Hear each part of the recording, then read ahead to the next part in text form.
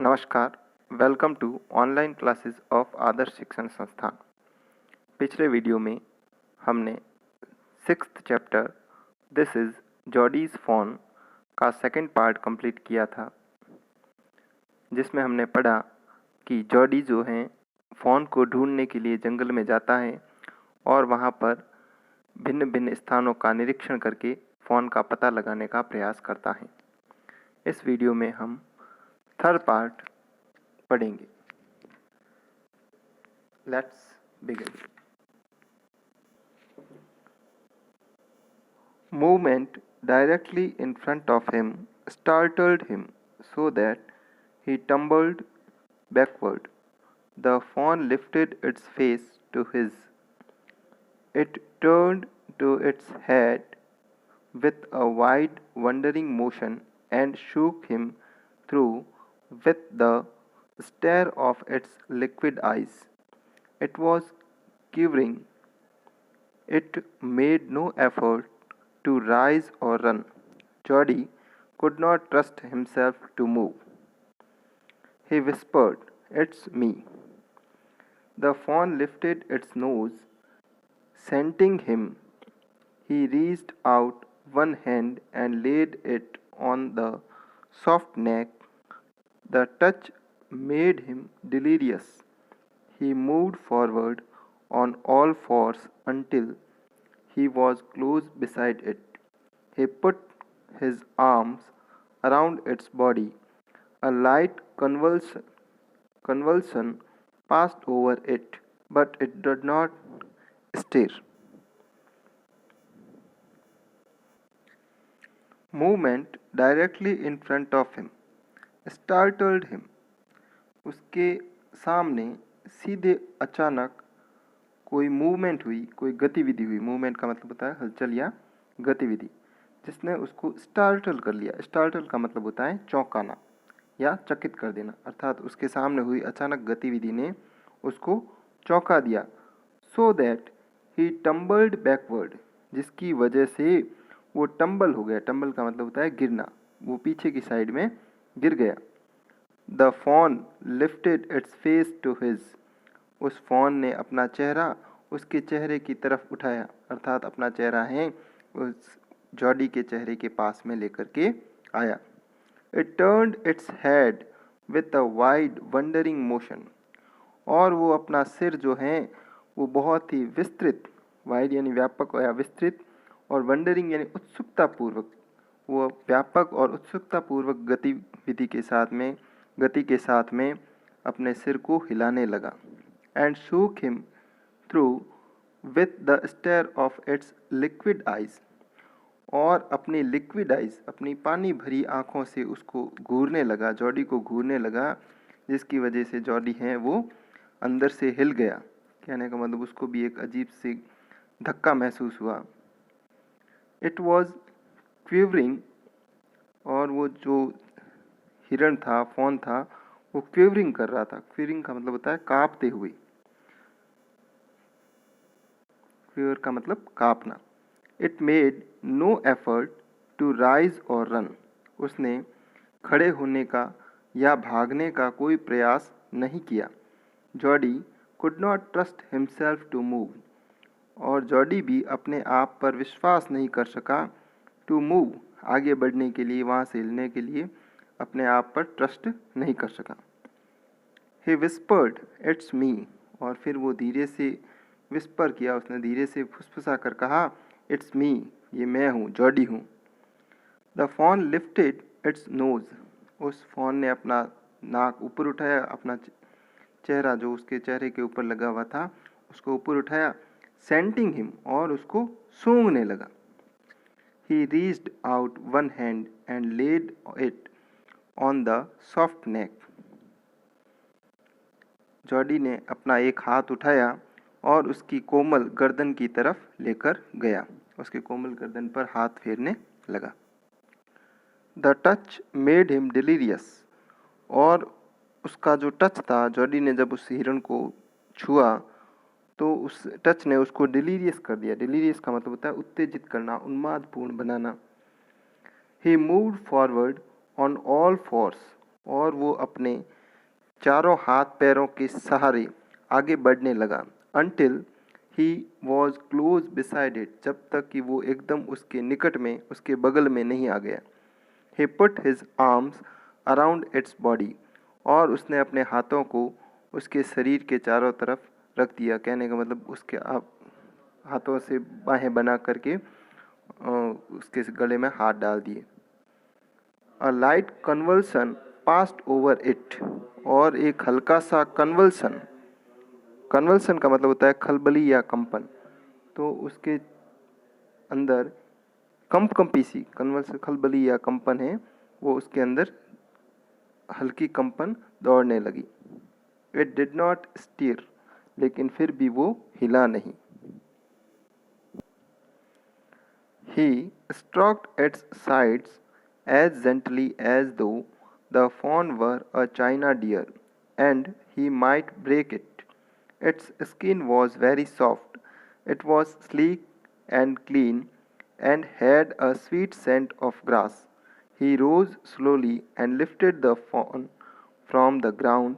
Its legs hung limply. They were surprisingly long, and he had to hoist the fawn as high as possible under his arms. He stroked its sides as gently. उसने उसके side पर हल्के से stroke किया। Stroke का मतलब ऐसे हल्के थपथपाना या चोट मारना, हाथ लगाना। तो जॉडी ने उस हिरण को हल्के से हाथ लगाया। Though the fawn were a china deer, जैसे कि वो जो फॉन हो वो एक चाइना डियर, चाइना डियर का मतलब होता है clay deer that is easily broken, ऐसी मिट्टी का बना जो आसानी से टूट जाए। तो उसने उसको ऐसे हल्के से हाथ लगाया जैसे कि वो फॉन किसी मिट्टी का बना हुआ हो और टूट भी सकता है। And he might break it, और शायद वो उसे तोड़ दे। कहने का मतलब उसने ऐसे छुआ जैसे अगर ज़्यादा ज़ोर से छूँगा तो वो शायद टूट जाए। It's skin was very soft, उसकी जो स्किन थी, त्वचा थी, वो बहुत मुलायम थी। It was sleek and clean, और वो हिरण काफ़ी स्लीक और क्लीन था। क्लीन का मतलब होता है साफ होना, और स्लीक का मतलब होता है मुलायम, तो वो काफ़ी साफ और मुलायम था। And had a sweet scent of grass, और उसके अंदर से, उसके शरीर से घास की खुशबू आ रही थी। He rose slowly and lifted the fawn from the ground, वो धीरे से खड़ा हुआ और उस फॉन को ज़मीन से उठा लिया। इट्स लेग्स हंग लिम्पली, और उसके जो लेग थे, उसके जो टांगे थी, वो ढीले ढाले ढंग से, लिम्पली का मतलब होता है ढीले ढाले ढंग से लटक रही थी। दे वर सरप्राइजिंगली लॉन्ग, वो आश्चर्यजनक रूप से बड़ी थी, यानी जितनी जॉडी ने कल्पना की थी उससे ज़्यादा उसकी टांगें बड़ी थी।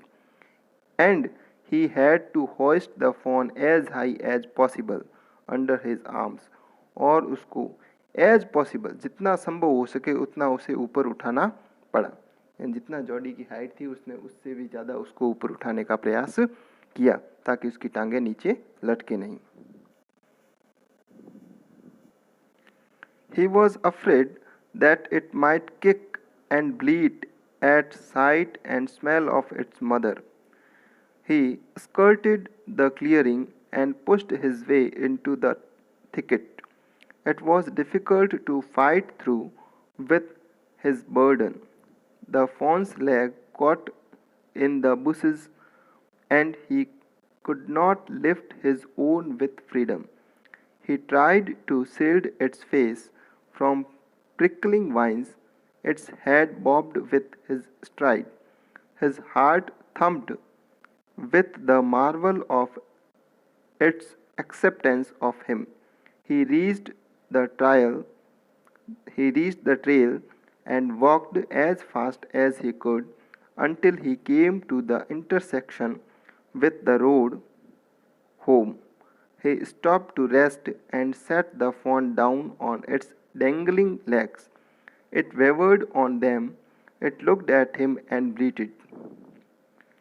He was afraid. अब जॉडी था वो उसको अफ्रेड होने लगा, वो थोड़ा डरने लगा। that it might kick and bleed at the sight and smell of its mother, कि जब वो उस स्थान पर पहुंचेगा और उसकी माँ की खुशबू उसको आएगी तब वो शायद फ़ोन है उसको किक करे और ब्लीड करने लगे। ब्लीड का मतलब होता है मिमियाना, अर्थात जब उस स्थान से गुजरेगा जहाँ पे उसकी माँ की लाश पड़ी हुई है तो शायद ये मुझे किक मारेगा और मिमियाने लगेगा। ही स्कर्टेड द क्लियरिंग, इसलिए वो जहाँ पे वो साफ़ सुथरा स्थान था जहाँ पे उस हिरणी की बॉडी पड़ी हुई थी वहाँ से वो स्कर्ट हो गया। स्कर्ट का मतलब होता है किनारे से निकलना, उसके पास के किनारे से निकल गया, उस साफ़ सुथरे स्थान से नहीं निकल करके पास के किनारे किनारे निकल गया। And pushed his way into the thicket, और झाड़ियों में से अपना रास्ता बनाया। थिकेट का मतलब होता है झाड़ियाँ। It was difficult to fight through with his burden. Fight through का मतलब यहाँ रास्ता बनाने से है, तो उस हिरण के बच्चे के बर्डन के साथ में उसको उठा करके उसमें से रास्ता बनाना उसके लिए काफ़ी मुश्किल था।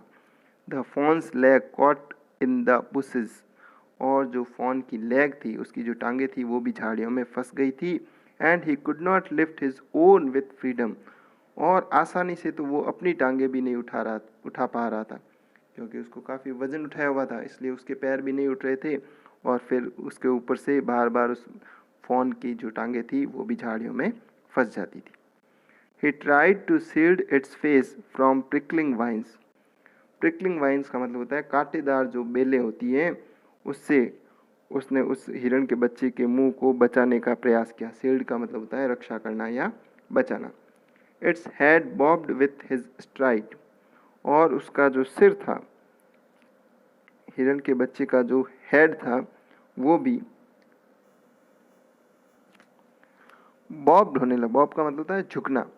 विथ हिज स्ट्राइड, उसके लंबे कदमों से, जैसे जैसे जॉडी लंबे कदमों से चल रहा था तो हिरण के बच्चे का सिर है वो भी बार बार झाड़ियों की वजह से नीचे की तरफ आ रहा था, झुक रहा था।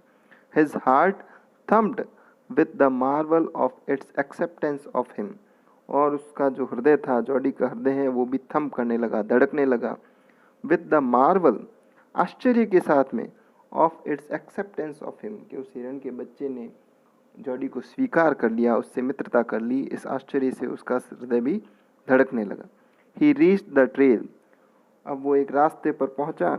And walked as fast as he could until he came to the intersection, और उस रास्ते से वो जितना तेज चलता सकता था उतना तेज चला जब तक कि वो इंटरसेक्शन का मतलब होता है चौराया, जब तक वो चौराहे पर नहीं पहुंच गया। विद द रोड होम, जिस चौराहे से उसके घर की तरफ रोड जाती है, रास्ता जाता है, उस चौराहे तक पहुंचने तक तो वो बहुत तेज तेज चलने लगा। वहाँ पहुँचने के बाद ही स्टॉप टू रेस्ट, वो आराम करने के लिए रुका। And set the phone down on it's dangling legs, और उसके कांपते हुए, डेंगलिंग का मतलब कांपते हुए, थरथराते हुए पैरों पर उसने उस फोन को नीचे छोड़ दिया। इट वेवर्ड ऑन देम, और वो बच्चा जो हिरण का बच्चा था वो भी वहाँ पर वेवर करने लगा, डगमगाने लगा। And it looked at him, उसने जॉडी की तरफ देखा। एंड ब्लीटेड, और मिमियाने लगा। तो इस प्रकार से जब उसने उसको नीचे उतारा तो उसके पैरों में इतनी ताकत नहीं थी, इसकी वजह से वो उसके पैर है वो कंपा रहे थे और वो भी मैं करने लगा, मिमियाने लगा। Thank you. नेक्स्ट पार्ट है वो अगले वीडियो में पढ़ेंगे।